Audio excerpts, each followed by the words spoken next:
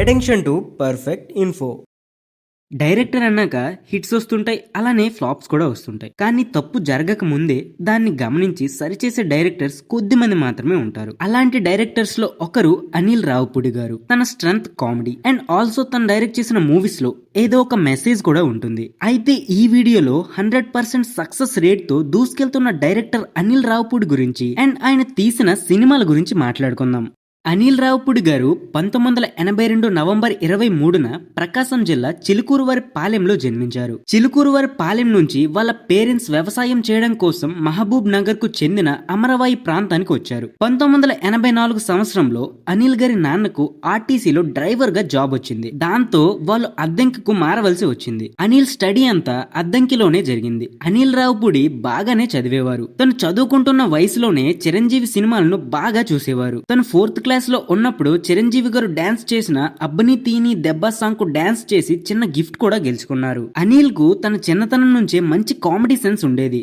తన చుట్టూ ఉండే వాళ్ళని ఎప్పుడు నవ్విస్తూ ఉండేవారు. అద్దెంకిలో 10వ తరగతి పూర్తవడంతో గుంటూరు కాలేజీలో చేరారు. అనిల్లో ఉన్న క్రియేటర్ అక్కడే బయటపడ్డాడు. తర్వాత వడ్లపూడిలో ఉన్న engineering Vignan foundation for science technology and research లో చేరి ఎలక్ట్రానిక్ అండ్ కమ్యూనికేషన్ ఇంజనీరింగ్ చేశారు. తన బాబాయ్ అరుణ్ ప్రసాద్ గారు డైరెక్ట్ చేసిన తమ్ముడు మూవీ హిట్ అవడంతో తన బాబాయ్ లాగే తను కూడా డైరెక్టర్ అవ్వాలనుకున్నారు. ఇంజనీరింగ్ పూర్తయ్యాక వెంటనే డైరెక్టర్ అవ్వాలని గట్టిగానే ఫిక్స్ అయ్యారు. 2004లో ఇంజనీరింగ్ పూర్తయ్యాక సినీ ఫీల్డ్ కు వెళ్లి డైరెక్టర్ గా ట్రై చేస్తానని వాళ్ళ నాన్నతో చెప్పారు. కానీ వాళ్ళ నాన్న ఒప్పుకోలేదు. ఇంజనీరింగ్ చేసి డైరెక్టర్ అవుతానంటావేంట్రా అని వాళ్ళ నాన్న అన్నారు. కానీ అనిల్ రావుపూడి గారు మాత్రం లేదు నాన్న, నాకు ఒక 3 నెలలు టైం ఇవ్వండి అని రిక్వెస్ట్ చేశారు. అనిల్ గారు అరుణ్ ప్రసాద్ దగ్గరకు వెళ్లి నేను డైరెక్టర్ అవ్వాలనుకుంటున్నాను బాబాయ్ అని చెప్పారు. దానికి అరుణ్ ప్రసాద్, చూడు అనిల్, సినిమా ఫీల్డ్ కు రావాలనుకోవడం తప్పు కాదు, కానీ ఇక్కడ ఏది అంత ఈజీగా సాధించలేం. హార్డ్ వర్క్ చేసిన వాళ్ళకి ఖచ్చితంగా అవకాశం దొరుకుతుంది. వర్క్ మీద ఫోకస్ చేస్తానంటేనే ఇక్కడ ఉండు,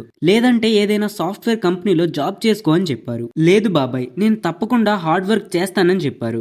దాంతో అరుణ్ ప్రసాద్ గారు డైరెక్ట్ చేసిన గౌతమ్ ఎస్ఎస్సి మూవీకి అసిస్టెంట్ డైరెక్టర్ గా చేర్చుకున్నారు. గౌతమ్ ఎస్ఎస్సి మూవీ 2005లో రిలీజ్ అయింది. ఆ తర్వాత విఎన్ ఆదిత్య దగ్గర బాస్ మూవీకి లాస్ట్ అసిస్టెంట్ డైరెక్టర్ గా చేరారు.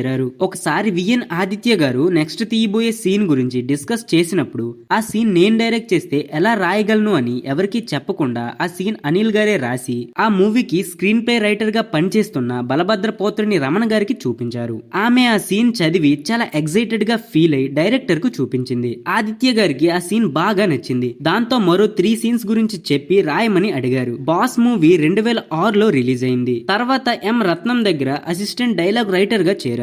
ఆ మూవీకి డైరెక్టర్ శివ గారు. అనిల్ రాసిన డైలాగ్ అండ్ టైమింగ్ శివ గారికి చాలా బాగా నచ్చాయి. దాంతో తను తీసిన నెక్స్ట్ శంఖం మూవీకి డైలాగ్ రైటర్ గా ఛాన్స్ ఇచ్చారు. హ్యాపీగా కందిరేగా మూవీస్ కి డైలాగ్ రైటర్ గా పనిచేశారు. కందిరేగా మూవీలో తన స్క్రీన్ మీద కనిపించడం కోసం కొన్ని సీన్స్ రాసుకున్నారు. కానీ ఆ తర్వాత ఆలోచించి నా ప్రొఫెషన్ యాక్టింగ్ కాదు కదా, ఆ రోల్ ని ఎవరైనా మంచి యాక్టర్ కు ఇస్తే వారికి ఒక మంచి ఛాన్స్ ఇచ్చినట్లు ఉంటుందని చెప్పి తనకి క్లోజ్ ఫ్రెండ్ అయిన సప్తగిరికి కాల్ చేసి నీ కోసం కందిరేగా మూవీలో ఒక సీన్ రాసా, నువ్వు చేస్తే బాగుంటుందని చెప్పారు. కందిరేగా మూవీ సప్తగిరి కెరియర్ కు బాగా హెల్ప్ అయింది. అనిల్ కు మళ్ళీ శివ గారు డైరెక్ట్ చేసిన దరువు మూవీకి డైలాగ్ రైటర్ గా ఛాన్స్ వచ్చింది.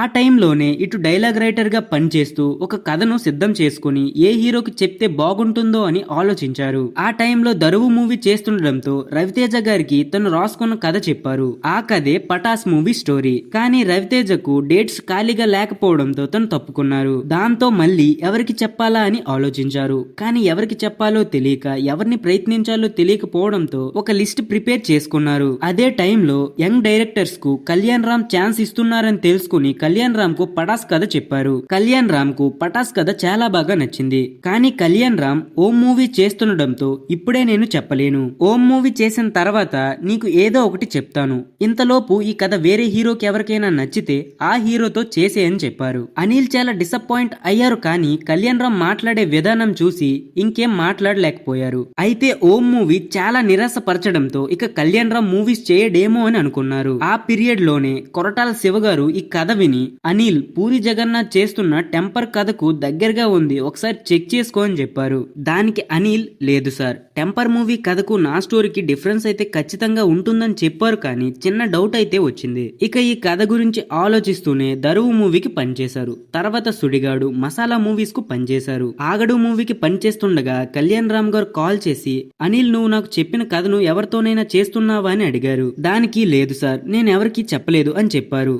సరే అయితే రేపు నా ఆఫీస్కి వచ్చి కలవండి, మనం ఆ మూవీ చేస్తున్నామని చెప్పడంతో అనిల్ గారికి మళ్ళీ నమ్మకం వచ్చింది. అయితే బడ్జెట్ కు కొన్ని పరిమితులు ఉన్నాయి అనిల్, నా లాస్ట్ మూవీ చాలా డిసప్పాయింట్ చేసింది, కేవలం నీకు మాటిచ్చాను కాబట్టి చేస్తున్నా అని చెప్పారు. అనిల్ కూడా అన్నిటికీ ప్రిపేర్ అయ్యే వచ్చారు. పటాస్ మూవీ 2014 మే నెలలో స్టార్ట్ చేసి 2015 సంక్రాంతికి రిలీజ్ చేయడానికి ప్లాన్ చేశారు. కానీ సంక్రాంతికి చాలా తక్కువ థియేటర్స్ దొరకడంతో పోస్ట్ పోన్ చేస్తూ జనవరి 23న రిలీజ్ చేశారు. రిలీజ్ అయిన ఫస్ట్ డే నుంచి మంచి రెస్పాన్స్ అయితే పటాస్ మూవీకి వచ్చింది. అతడొక్కడే మూవీ తర్వాత కళ్యాణ్ రామ్ కంబ్యాక్ మూవీ అనొచ్చు. పటాస్ మూవీ 28 కోట్లు వసూలు చేసి కళ్యాణ్ రామ్ కెరియర్ లోనే బిగ్గెస్ట్ హిట్ గా నిలిచింది. దాంతో అనిల్ రావుపూడికి మంచి క్రేజ్ రావడంతో దిల్ రాజ్ పిలిచి నీ దగ్గర మంచి కథ ఉంటే చెప్పు, చేద్దామని ఆఫర్ ఇచ్చారు. కథ అయితే ఉంది సార్, సాయి ధరమ్ తేజ్ లాంటి యంగ్ హీరోని బేస్ చేసుకుని రాశాను, అందులో సుప్రీం అనే కారు చాలా కీ రోల్ ప్లే చేస్తుందని చెప్పారు. ఆ కథ దిల్ రాజ్ విని సరే సాయి ధరమ్ తేజ్ తోనే తీద్దామని చెప్పారు. అలా సుప్రీం మూవీ 2016 మేలో రిలీజ్ అయి బ్లాక్ బస్టర్ అయి 50 కోట్లు కలెక్ట్ చేసింది. ఆ తర్వాత రాజా ది గ్రేట్ మూవీ స్టోరీని రామ్ కు వినిపించారు. కానీ రామ్ వేరే సినిమా చేస్తుండడంతో అప్పుడు మళ్ళీ ఆ కథను రవితేజకు చెప్పారు. రవితేజ గారు ఓకే చెప్పారు. రాజా ది గ్రేట్ మూవీ 2017లో రిలీజ్ అయి బ్లాక్ బస్టర్ హిట్ అయి 52 కోట్లు కలెక్ట్ చేసి రవితేజ కెరియర్ లోనే బిగ్గెస్ట్ హిట్ గా నిలిచింది. ఆ తర్వాత దిల్ రాజ్ ప్రొడ్యూస్ చేసిన F2 మూవీతో టాలీవుడ్ ని అనిల్ రావుపూడి తన కామెడీతో షేక్ చేశారు. ఈ మూవీ 127 కోట్లు కలెక్ట్ చేసి దిల్ రాజ్ అండ్ వెంకటేష్ వరుణ్ తేజ్ కెరియర్ లోనే బిగ్గెస్ట్ హిట్ గా నిలిచింది. F2 మూవీ చేస్తుండగానే మహేష్ కు సరిలేరు నీకెవరు మూవీ స్టోరీ చెప్పారు. ఆ స్టోరీ మహేష్ కు బాగా నచ్చింది.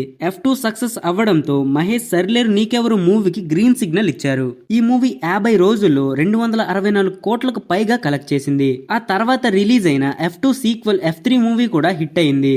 ఇక ఆ తర్వాత బాలయ్య బాబుతో భగవంత్ కేసరి మూవీ చేశారు. ఈ మూవీ కూడా హిట్ గా నిలిచింది. రీసెంట్ గా రిలీజ్ అయిన సంక్రాంతికి వస్తున్న మూవీ కూడా బ్లాక్ బస్టర్ హిట్ అయిన విషయం మనందరికీ తెలిసిందే. సో ఇది అతని సినిమా జర్నీ. తన హార్డ్ వర్క్ కు, తన కామెడీ టైమింగ్ కు, తన విజన్ కు, తను జనాలకు ఇచ్చే మెసేజ్ కు టేక్ ఏ బో.